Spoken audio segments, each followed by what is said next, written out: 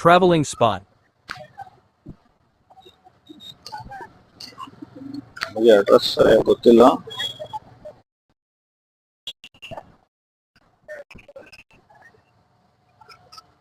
ಓಕೆಪಾ like ಮಾಡಿ, share ಮಾಡಿ, comment ಮಾಡಿ ನಮ್ಮ ಯೂಟ್ಯೂಬ್ ಚಾನಲ್ನ. Thank you.